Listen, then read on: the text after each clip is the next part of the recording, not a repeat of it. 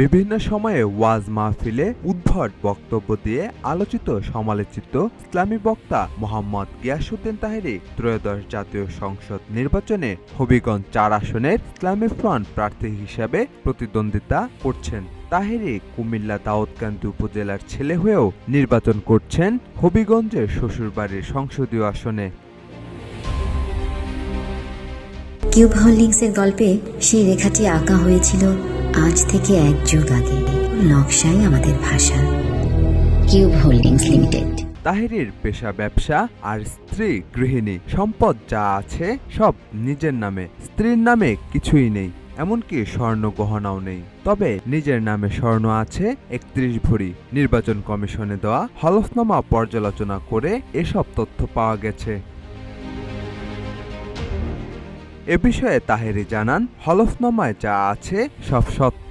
আয়ের খাত ব্যবসা বলতে বুঝিয়েছেন তিনি যে ওয়াজ মাহফিলে বক্তব্য দেন তার মাধ্যমে তিনি যে আয় করেন তা।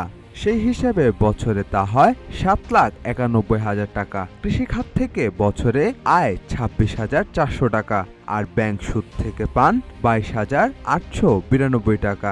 অস্থাবর সম্পদ হিসাবে নগদ অর্থ আছে ৪১,২৮৬ টাকা। ব্যাংকে জমা আছে ৭,৬৩,৬০৬ টাকা।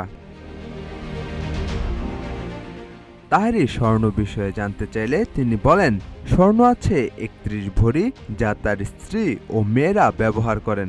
নিজের নামে তিনি ৩১ ভরি স্বর্ণ বিভিন্ন সময় উপহার হিসেবে পেয়েছেন এবং তার স্ত্রী সন্তানদের জন্য ক্রয় করেছেন, যার মূল্য ৬ লাখ টাকা।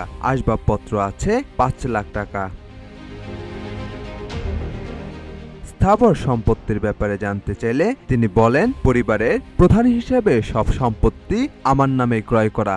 তার মধ্যে কৃষি জমি আছে ১,৩২,৩৯,০০০ টাকার, যার বর্তমান মূল্য ১,৬০,৩৯,০০০ টাকা দেখানো হয়েছে। সাজিদ আকরাম, সৌরভ, রূপালী বাংলাদেশ।